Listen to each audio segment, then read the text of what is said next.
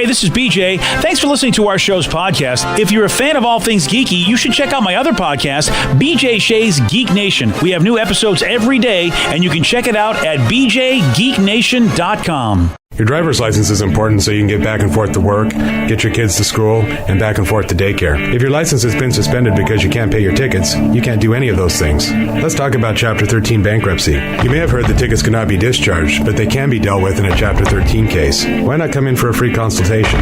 The chapter you choose will make all the difference to your getting back legally on the road. Let's design a plan to pay off your tickets and restore your license immediately. I'm attorney Travis Gagne. Please contact me today at choosetherightchapter.com. That's choosetherightchapter.com. 99.9 KISW, The Rock of Seattle. KISW presents the KISW Financial Advisor. Here to talk money, please welcome Todd. I invented numbers, so I know how this stuff works. Peach. Oh, yeah. If you got a question for Todd, it's simple. Call in now, 206-421-ROCK.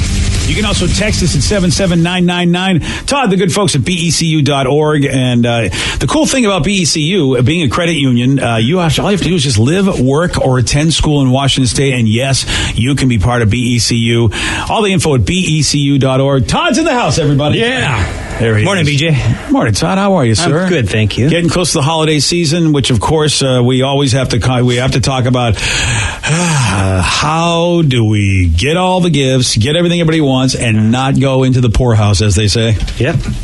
Yeah, and this because it's a tough time of year because that instant gratification, that feel good feelings that you get when you buy something that you know someone's going to dig, and you're putting it on your charge card, your credit card, you're just charging it all up. It's nuts. Yeah. I had a coworker ask me the other day that I asked her how her weekend was, and she's like, "Well, terrible. It wasn't so good." I'm like, "Well, what's going on?" And it's like there's family issues that one family wants to buy presents for all the others, and then one doesn't want to do it, right? And and so then you feel obligated, and then now the person's mad because they're not going to participate, and it's like, oh my, okay, so.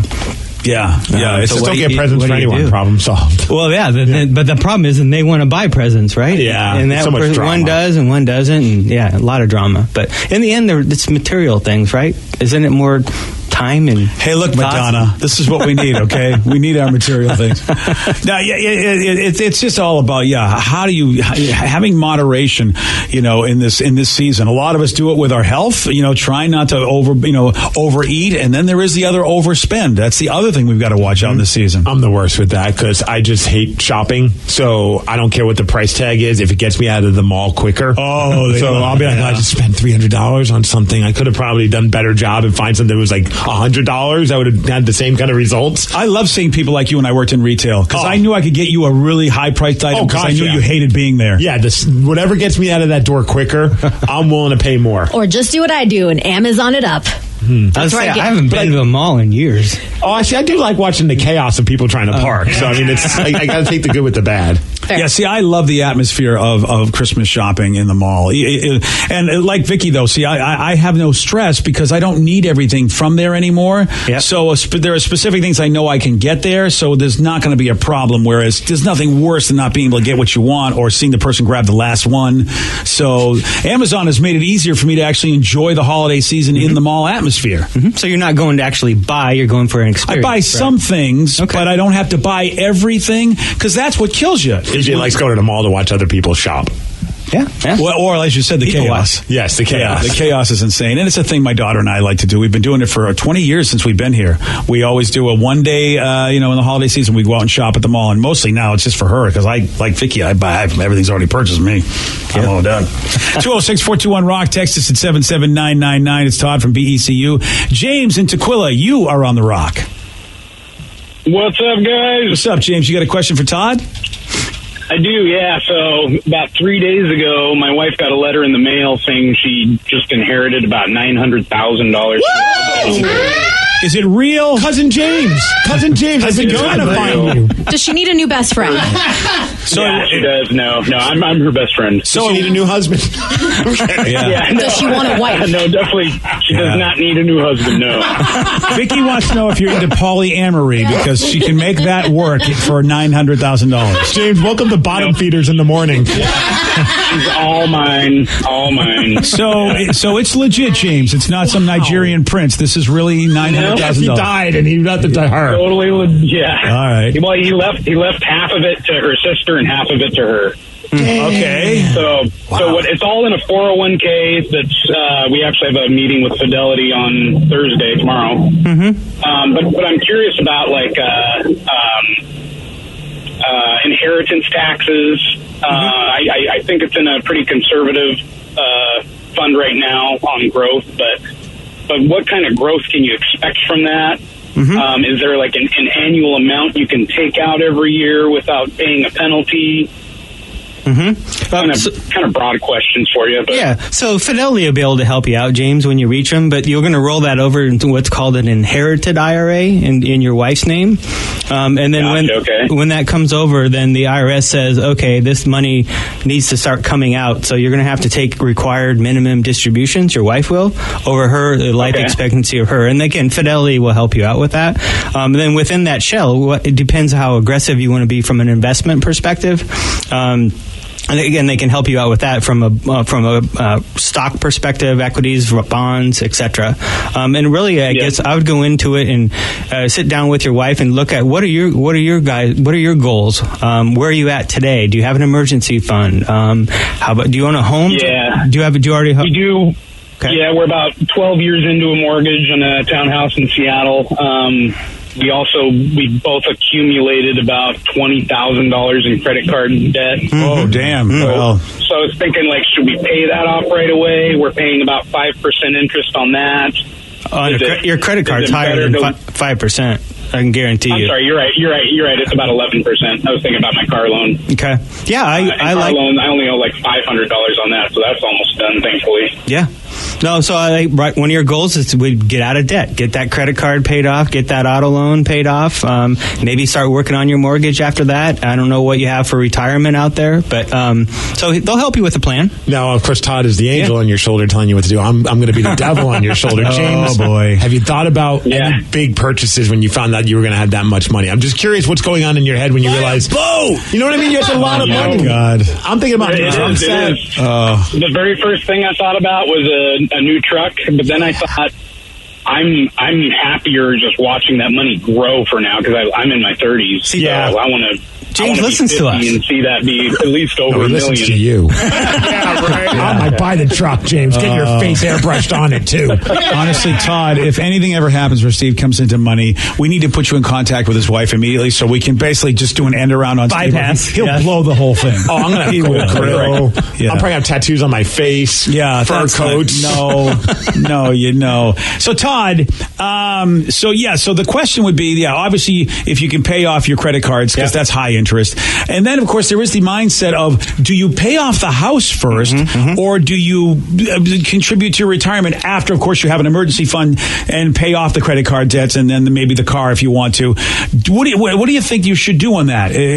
Home loan or you do the retirement? Because, man, it's cool not having a mortgage. Yeah. So here's kind of the levels I go. First of all, you have $1,000 emergency fund right out of the gate, right? Something breaks.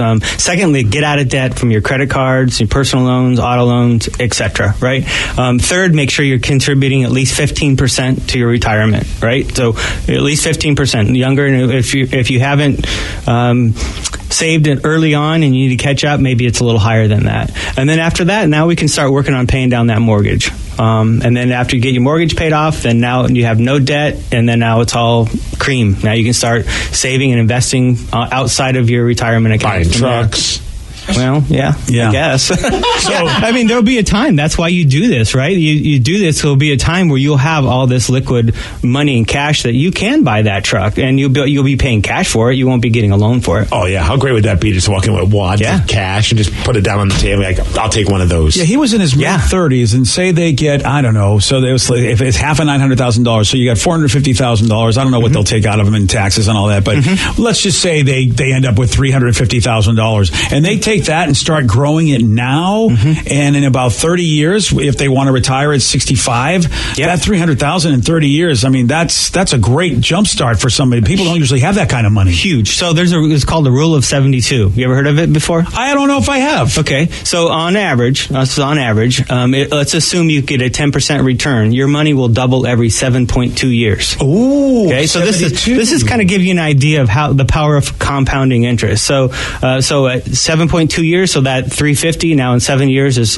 what, 700, and then another 7 years it's 1.4 million and 2.8 million. So it kind of gives you an idea that the earlier you get going, that compounding will make a huge difference. And how about that guy? He's got a home in Seattle. He's already 12 years into paying that, so that's pretty awesome. He's got got a house in Seattle now is ridiculous. He's 1 or 2 payments away from paying off his car. Yeah. What a good run this guy's having. Yeah. Steve's happy. I'm happy for him. You know why he's got a good run? Because he didn't derail him by going and getting a truck. Yeah, he's not getting boats and trucks and putting tattoos on his face. Well, I haven't done any of that either. I haven't had the opportunity yet. Exactly. We're trying to save you. Someday you may have the opportunity. Man. Part of me wants Steve to win the lotto. I don't want that just for this ridiculousness. No, I want to see how crazy he's going to get. He will big head his way to ruin. I'm cool with that. I get to witness it. Yeah. Rev, you'll be part of my entourage. Yes. Yeah, you will. Yes. 206-421-ROCK. You can also text us at 77999. We have Todd Peach from BECU. Don't forget, man, you want to join BECU. Credit unions are so awesome. They do everything a bank does, except maybe the bad things that sometimes banks can do, because, you're member owned at BECU, so the only people you'd be messing over is yourselves, because that's really what happens. Yep. No stockholders to really, worry about, because we're the ones that are in charge. Yep. We have a text at 77999. I'm 31. I have only about $800 in saving, but my credit score is in the 750s. I'm kind of thinking I should buy a house, but I've been told if I don't have a down payment, I can't. Should I consider, or should I just keep renting? No, I think making the house your goal is a great idea. Absolutely. First, we want to get a little bit more saved. Like we talked about, we want to have $1,000 out of the emergency fund, but it might be a 5-7 year process. But I think there is a myth that you need 20% down. That's not true. Nope. You can get less than that, but I would say make it a goal and let's put a plan together to get you in that house. And your credit's good, so now we got to start savings. And yeah, you do need some down payment, but it can be done. So you really ratchet down. Let's take a look at what you're spending, what your income is, and how we can get there. So it is tough to ask people who are so on fire for buying a house. I won't mention anybody's name, Vicky, because she's got the buy a house bug, and she's Rev pretty keeps much sending her texts and pictures and links to homes that she can't get. The beautiful thing about not having enough money right now, like you said, Todd, is this might not be the most optimum time to buy a home anyway. I mean, prices are going down here in this area, but they could probably go down a little further for all you know. And, like they say, buy low, sell high. It'd be great if when someone's ready to buy a house, the market's in a much more reasonable place. Yeah, I mean, you can't time the market, though, BJ, though, either. Buy it now, Vicky. It's, to your point, it could go down a little bit over the couple years, but I look long term. A house is not a 2 or 3 year proposition. That's true. And you got to look at, if you're not going to be in that house for a minimum of 5 to 7 years, then don't even think about it. Yeah, right? Vicky. Yeah. But if you're there 5, 7 plus 10 years, then you'll be just fine in the long term. Yeah. So it's just it's not horrible if you can't do it now, because they may go lower. Yeah, it could, but it could go up too, right? What? Oh, dang it. All right, buy the house now. It's more when you're ready and it's right for you. I remember when I bought my house many years ago, the realtor was like, oh, things are going down, right? And this was back in late 80s, 90. But it just happened the opposite. And all of a sudden, all these Californians came up here. And so we just don't know, right? Those Californians ruined everything. 206-421-ROCK. Text us at 77999. Chris in Bellevue, you're on with Todd from BECU.org. Go ahead.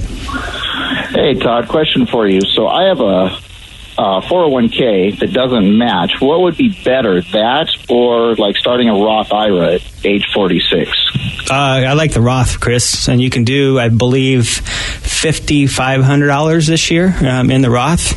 So that's the max contribution? I think it might go up to $500 next year. I'd have to look, but it's $5,500, so I would go with the Roth.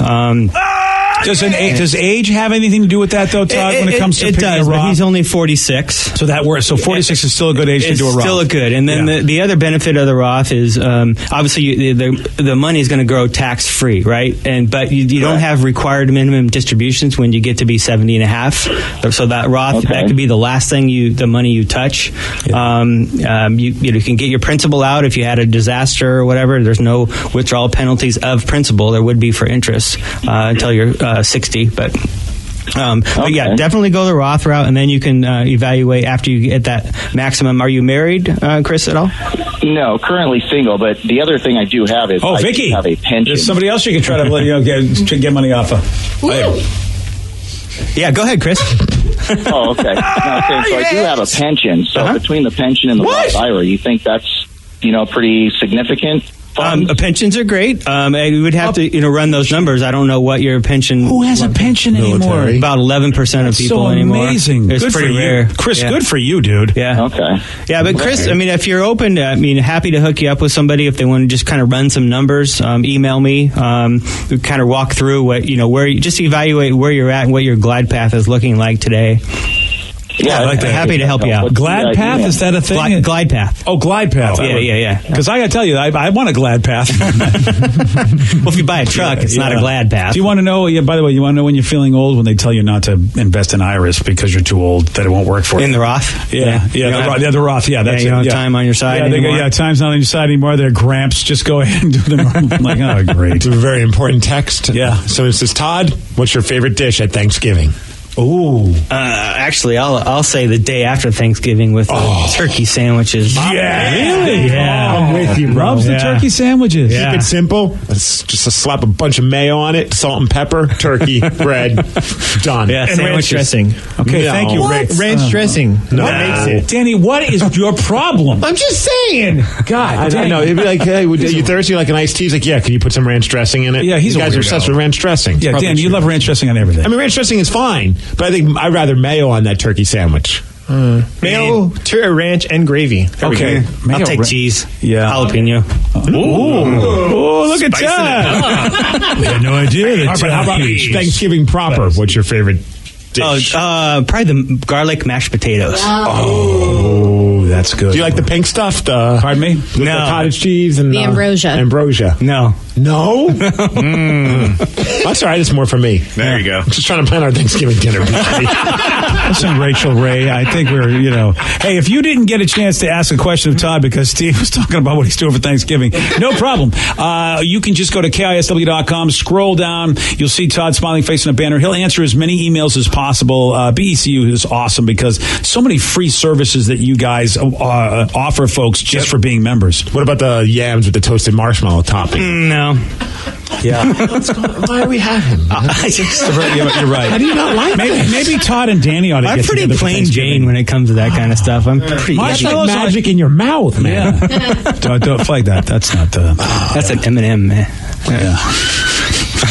So, Todd, as usual, our time has come to an end. But again, if you would like to email Todd and get any info, Todd answers a lot of questions. Plus, we have a great webpage that has a lot of free resources about how you can get info about many cool things you can do with your money that will benefit you. Again, just hit that banner when you scroll down on KISW.com and you'll see Todd's smiling face. Todd, good to see you, buddy. Thanks, BJ. I got a question for you. What happens when someone goes on social media to complain about their boyfriend buying a PS4? Oh, you know what happens. It's another edition of Facebook Drama. You're going to hear it at 8:17 on The Rock. BJ and Migs, mornings on The Rock, 99.9 KISW.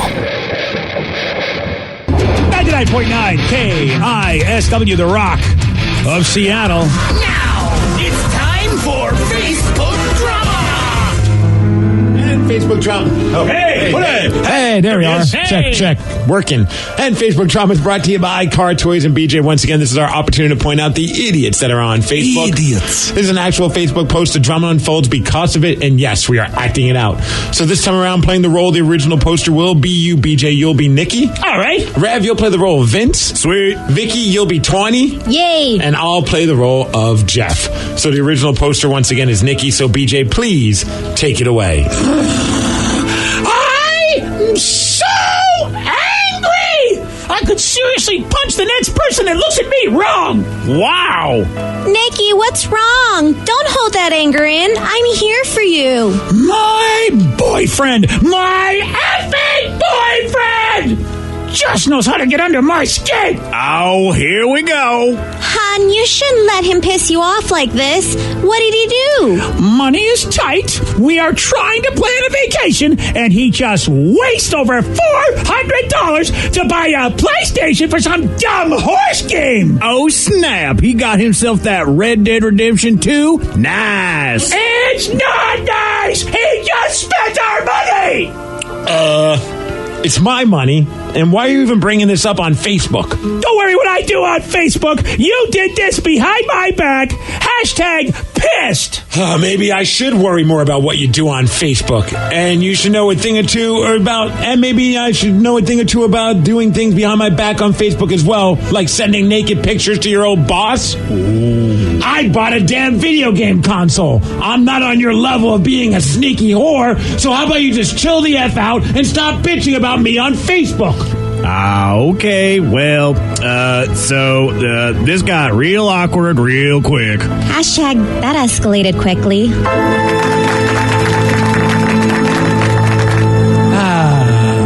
Stop being a sneaky whore, BJ. Why do people go on Facebook complaining when they've got so many skeletons in their closet? Are they that stupid that they know that these doors won't be opened? What is it, a narcissist or sociopath? Yeah, I think both of those work really well, yeah. Don't realize what the things that they've done are pretty damn awful. Yeah. But anything that's done to them is the worst thing in the world, like buying a video game console. Yeah, don't hate on someone for buying a video game system exclusively for one horse game. Yeah, Rev. Like guys, I might have done. You might have done. Oh, seriously, though, but it's worth it. It is. Yeah, it's worth it. That Red Dead Redemption, it looks amazing. Oh, I love it. Dude, we were talking about it on yesterday's Migs Cast. I was sharing a story with those guys. I think you'll get a kick out of it, too. My buddy Steve West, who's a wrestler in town, wrestled at 3-2-1 Battle. Simply the best, Steve West. He just got Red Dead Redemption. He was telling me the story about it. He's like, yeah, I'm playing, and it's crazy because, sometimes you go in these long spurts of just doing nothing. And he says, at some point, I hit this part in the game where I found a horse, this really nice horse. So I trained it and made it mine. And as soon as he trained it and made it his old horse that he didn't have anymore came out of nowhere and just swiped the new horse and knocked it out to the point where he had to kill the new horse and then go back with the old horse again. Oh, that is nuts. What? If there's ever something to sell me on a video game, that was it. Yeah. Old West Facebook drama right there. A horse just comes out of nowhere and snipes the new horse out of jealousy? That's insanity. There was a great video of a guy trying to get a horse. It was one of the special legendary ones, and he's sneaking up on it real close. And then suddenly out of nowhere, a moose comes just into the screen and destroys him. It is so funny. Boy, see, it's stuff like that people just love those games. It's amazing. I love it. Oh, yeah. I know that I saw Johnny Rubbers downstairs. He was playing. Is he playing it? He's actually playing Skyrim, which of course, legendary game, but they seem to always add new material or something to that game. And he was just building his house. That's what he's doing in the game. I go, what are you doing? That's what prepared me for my house now. And that's why my bar looks so freaking cool right now. And I'm like, you're building a house, and I'm thinking, video games do influence people to do dumb things. Yeah, because it's a fantasy game. Where are the dragons to slay? Where are the monsters? Where are the minotaurs? Oh, they're out there. He's like, I'm building a house, and I'm like, oh, well, it looks good. I can't crap on the guy for it though. I once a year, you always make fun of me. I get the new WWE 2K game. Yeah, you do. And I probably spend way more time creating myself than I actually do playing the game. Oh, yeah. It's hysterical. Even your wife's at the point, really? Because you don't ever play the game. You sure you really want that for the holidays? It's the only thing I ask for Christmas. So regardless of how often I play it, I want it. That's awesome. How does your daughter feel about him playing video games? I'm really sorry. I'm curious. That's a really good question. I wonder about that myself. Because we got this woman on Facebook drama that's all pissed off because he spent all this money on a video game. Granted, because he was using the money that could have been for a vacation. But still, seems like a lot of people have issues with their significant other playing a lot of video games. It's a flashback moment for me. When I go down and see sometimes, he's there and Sarah's like, all right, doing whatever she's doing. I'm like, whoa. It reminds me of Matt back when I was first married. And Kathy was taking care of the kids. And I was playing video games. I was like, oh. Oh, hey. I actually have no problem with it. Good for you. really nice for me because I get to do kind of my own thing. I can hang out with my friends. I can go to the gym, and I come home and he's just totally fine that I was out doing whatever, and he's just playing his game. And sometimes I'll be like, hey, like, do you want to watch a show or do you want to like continue your game? Sometimes I'll pick the game and I'm like, oh, okay, fine. But I don't really care. I have my own stuff that I watch, or I'll go hang out with you, Dad, and we'll watch Daredevil or something. But that's cool. It hasn't become like a crazy obsession. I asked him if he wanted the new one, Red Dead Redemption. Yeah, that one. And he was he's hesitant to it because I'm like, do you think you'll get obsessed with it? And he's like, yeah, I really do think I will. So you might lose him for a little while. I might lose him for a while. Weekends, that might be all of his attention, and then I'll just be like, all right, babe, cool. It's funny that you say that because one of the reasons why I got the PlayStation for the Red Dead Redemption 2 is because Fallout 76 dropped today, and that is... There's been 75 of them? No. It does feel like it sometimes. It does. But she knew, my wife knew that she was going to be a widow when it came out, when that game came out. So she loves Red Dead. So Red Dead is essentially her game now while I play this. So she has something else to do while for all intents and purposes, ignore her. So really, honey, I love you so much. Here's a video game console, so you won't. There are a couple of other reasons, but that's the main one. Yeah. That's pretty cool that she plays. Yeah. I can't play. I just watch it and I'm already confused. I don't know where you're going. You're just walking and picking up things, and I don't know. Horse. Yeah, it's weird to me. It's great because when she goes and does her own thing, Johnny Rubbers is in the house. I never hear him because he uses the headphones. It's literally super quiet in my house. It's like nobody's there. It's really, it's like, oh, this is what it's like living with a roommate, because I never lived with roommates during the video game, like, console time. I never had that in my life. So it's like, oh, this must be what it's like to have. No wonder roommates don't mind being roommates, because most of the time, if it's dudes, they're just playing video games. You should just annoy him, sit next to him, and ask him a lot of questions. What are you doing there? Why are you doing that? I actually have been asking a lot of questions, but I can see, I look in his eye to go when the annoyance level is happening, so I get out before that happens. Sometimes he's like, Dad, leave me alone. Sometimes Dad just, like, stands kind of right behind him, and, like, we kind of think he's gone, but he's just watching him play. And time will go by. It'll be like 10 minutes, and I'll still just be like watching him play the game. Because I love video games, but I can't work the controllers anymore. I did that with your brother for so many years. I watched Joey play so many things because it's like, oh, this is what it's like when you have eye-hand coordination. Okay. You should have Johnny Rubbers teach you. No, or you can sit on your lap and you can just tell him what to do, and he'll do it with the controllers. Yeah, bonding. Yeah. What is it with you and people sitting on laps? That's uncomfortable. Johnny Rubbers does have a comfy lap, I will say. Okay, that doesn't make it even better. It does, though. No, it's not for... No. Thank you. They can give you the second controller and just tell you that it's turned on, and so that way you think you're playing. Oh, you mean like Joey used to do? Yeah, little brother thing. That's perfect. Yeah, Joey used to do that for me, and then eventually I finally realized, Joe, I don't think this is good. I don't think this is working. Oh, no, it's fine. No, Dad, it's fine. It's fine, Dad. You're good. No, you're just slow on the trigger. You're amazing, Dad. You're an amazing co-player. The person says, wife and I were both heavy gamers, so our worst problem is whose turn it is. Yeah, that's why I got the new system. Yeah, if you've got two gamers in the household, there's no way you don't have two systems. You've got to figure that out.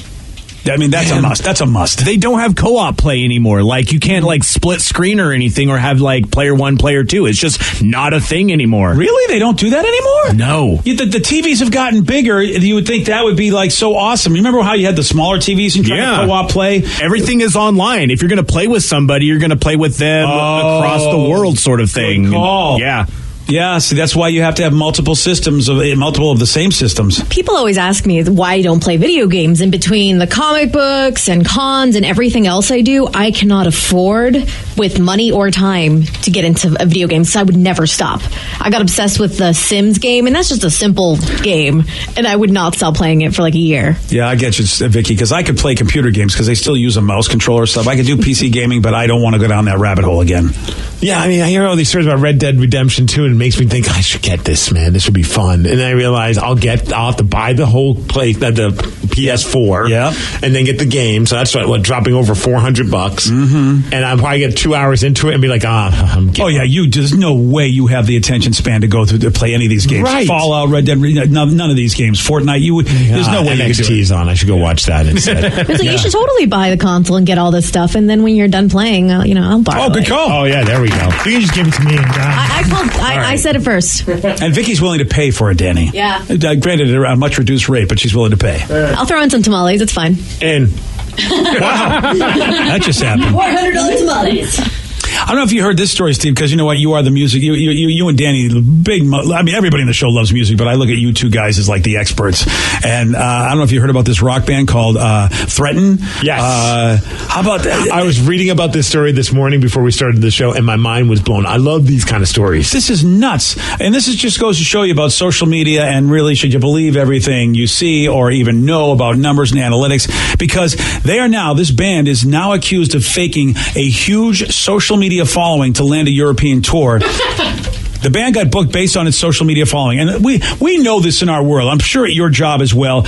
People put a lot of stock into social media. How many followers do you have? How many friends do you have? And Steve, I remember Steve and I going, how is it this radio guy who's in a much smaller city than us has like triple 60,000 followers. Triple the amount of followers. This is nuts. Well, it turns out you can fake it. And that's exactly what this band is being accused of. Because they've been playing to crowds of 0. So they look like they have a lot of fans on social media. They get booked for these tours. They go to the arenas and they go to the places where they're playing. Nobody is showing up because they really don't look like they have any fans at all. Right. Nobody knows who the hell they are. I even saw some testimonies from like bands that were opening for them. They're like, yeah, we thought this was our big opportunity because we saw the following that they have on Facebook and Twitter. They have 1 million views on their video on YouTube or whatever it may be. So they think, oh man, this could be great. And one of the bands said, yeah, one of the shows we opened up for them and we played in front of a total crowd of 2. And the next show they played in front of 0. Wow. 0 people because nobody knows who this band is. They just totally scammed all the promoters. Wow. And it makes me think I remember reading a Rolling Stone article a few years ago. It was about this hip-hop group that wasn't really a hip-hop group, but they pretended that they were this Scottish hip-hop duo and they were this big deal overseas and they convinced everybody. And I mean, it was a very elaborate scheme. It was called the Great Hip-Hop Hoax, and they were Syllable and Bane or something like that. And they were able to have a little bit of a run. Wow. Because they convinced everybody that they were a bigger deal that they were. And it made me think of those guys when this Threaten. And it's a one-person guy. And I watched the video. And Come on. And the music's not awful. The production's not very good. And the video's really terrible. It's like an hourglass, and he's playing every instrument. And it's so comical because then you look, and it's got over 1 million views. Come on. It does actually. Living is Dying by Threaten. And it's just one dude. And it's just him. I mean, I guess maybe did he show up with other members and had a band? I don't know. That's nuts. Yeah, promotional material describes Threaten as a hard rock icon and one of the most promising rock artists of the last decade. This botched tour has exposed how Facebook can be manipulated to create fake personas because they're alleging that he bought 38,000 Facebook likes. And he would post videos of their live performance, but he must have went to a concert and he just made the video really shaky, so you couldn't see the band on stage, but it just looked like bedlam in the crowd because everyone's arms are going crazy. So it's a packed house, and then he just added his own music to it to make it seem like it was his. It's hilarious. We have a little sound of what Threaten actually sounds like, and this so-called amazing band. I lie awake at night, just buried in my mind. I feel it burn inside. The will is gone, the will to carry on. Wow, this sounds like it's Styx or something. I mean, that's the era it sounds like. I don't have the will to carry on. Yeah.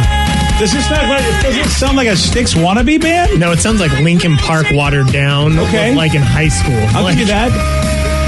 I thought it was like a band that's trying to sound like Coheed and Cambria. Or that. At least Coheed and Cambria have a following. Is there a bass line? Oh, yeah, I just heard it. Oh, okay. Dude, I like someone commented, a one-man band, that's more than its audience. Wow, yeah, it's true. It is so true. Wow. Well, again, this is a black eye on social media. I'll tell you, there's a lot of advertisers now, like big companies that are realizing that, these numbers and all the stuff that social media claims and digital claims are so propped up. And it's amazing. Some of them are going back to like traditional forms of advertising because they can't trust it anymore. And this is another example. How can you trust? I mean, if I'm Facebook right now, how do I get anybody to trust me in anything with all the political legal BS that they've been involved with, and all the fake crap that was put out there. Now this buying, you can buy fans and make it look like they're following you. I mean, it's just not good for digital right now. It really isn't. And now, obviously, there's a lot of comments and views because people are curious, which in a weird way, maybe this is going to help this guy actually have a career because now people know who it is, and maybe it's going to be ironically funny to go see this guy perform live. No different than Rebecca Black. That's what I was thinking. He ought to get Rebecca Black, and they should go on tour together. But the funny part is I'm looking on the YouTube page, and I'm looking at the comments that aren't from the last few days. Because the last few days, obviously, people are going there because there's a big BBC article about this thing. Yeah. I mean, the guy's getting a ton of exposure, so maybe he's got the last laugh. But I'm pretty sure he had fake YouTube pages comment about the video. Oh, of course he did. So a year ago, someone wrote, I would let Jared threaten do literally anything to me. That voice is so sexy. Oh, boy. Next person writes, same. Next person writes, absolutely yes. Another person says, wow, I wish I could sing like him. It's just, wow. I wish I could learn to play guitar like Threaten. All of it. I understand that feeling. I love his voice. And it's all these random accounts. It's amazing. And if he did this, if the allegations are true, and it surely looks like they are to me, it's amazing that he went and just created this all by himself. On some level, you've got to give the guy credit. One person says, Threaten hired a drummer and a guitar player for $300 a gig. They have both quit since then. Wow. Why would they quit? This is the opportunity of a lifetime. Because they probably realize they're not going to get that money. What are you talking about? This is big stuff. Yeah, I mean, when you're not getting paid, well, he got paid in advance. I would imagine he got a little bit, and maybe not the full amount, but I know like working with some bands in the past where you set it up and then you have to pay 50% up front, and then when they show up to the gig, before the show, you pay the extra 50%. So he's getting the full amount. If he's smart, that's exactly what he did, because who the hell's going to pay him after the fact when you see nobody show up? And how awkward is it after the show's over with you and the promoter and the club? Oh God, yeah. Man, I don't know what happened. We did a whole big blast on our Facebook page. I'm not sure why no one showed up.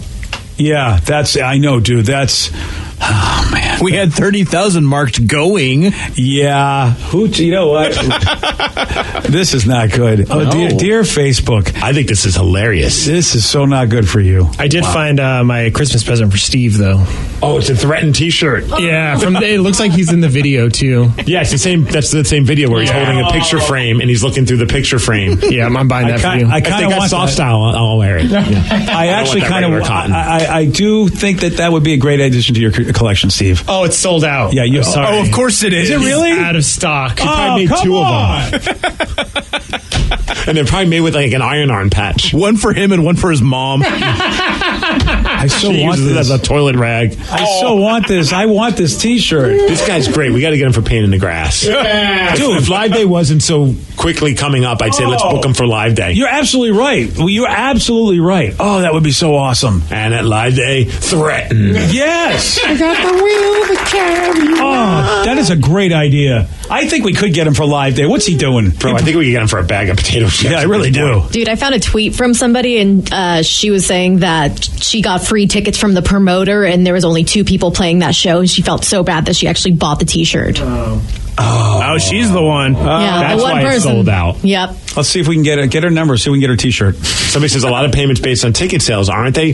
Not often. Sometimes it's based on, a lot of bands, a lot of their shows are based off of the door, or they just assume, right, yeah. Okay, we're going to have a great walk-up or something, but it's more often than not, bands are getting paid their guarantee before they even play a show. Yeah. I mean, you see that in a lot. I mean, that happens like at the Comic-Cons, too. Though, if the autographs don't get signed in the amount that they thought they were supposed to, the Comic-Con has to pay the rest. Right, if they're booked by like a promoter ahead of time. I mean, local bands, obviously, more often than not, you play the show, and then at the end of the show, the club sees how many tickets you sold at the door or online or whatever it may be, and then depending on how you do the percentage with the 3 or 4 bands, that's what you get paid. Oh, yeah, because you got to pay Threaten up front. Are you kidding me? Yeah, Threaten doesn't come unless they get their money up front. I mean, come on. And this guy's been around since 2012, according to one texter. Threaten. Wow. This guy's a genius. Yeah. Dude, he's getting so much more attention now for what was probably a very embarrassing tour in Europe. But is it worth it? Yeah. Well, he's basically Tom Scholz without the talent. Because, I mean, that's what Tom Scholz of Boston was the whole band, and then he had to go get people when they went on tour, except they actually had talent and people wanted to see their music. This is classic. Threaten. Yesterday, Steve, he did get this one right. The city of Troy was famously penetrated by a wooden what? Dong. No. Horse. Yes. You sure it wasn't dong? I really think it was a dong horse. History tells us one thing, but I think if we were there, we would have seen it really wasn't. Okay. You want a shot at beating Steve? You got it. 206-421-ROCK. We're playing Beat Miggs at 8:47 on The Rock. Today's podcast was brought to you by Travis Gagne, bankruptcy attorney. He's here right now and has agreed to answer more of your questions about bankruptcy. Here's another question from a listener. I'm getting my wages garnished. Can bankruptcy help with that? Absolutely. One of the big reasons people file bankruptcy is because they have a judgment or a lawsuit against them, or their wages are getting garnished, and so they can't pay their other regular ongoing bills. People sometimes think that you can't file bankruptcy once they have a judgment against them or once a garnishment has started, and that's not true. Filing bankruptcy will immediately stop any garnishment that you have going, except for child support, and stop your creditors from continuing on with garnishments of your bank account, your wages, and in most cases will discharge that liability through the bankruptcy process. And we can file a bankruptcy case for you usually the day you come in. Thanks, Travis. If you have more questions about bankruptcy, you can reach out to Travis anytime at choosetherightchapter.com. That's choosetherightchapter.com. Thanks for listening.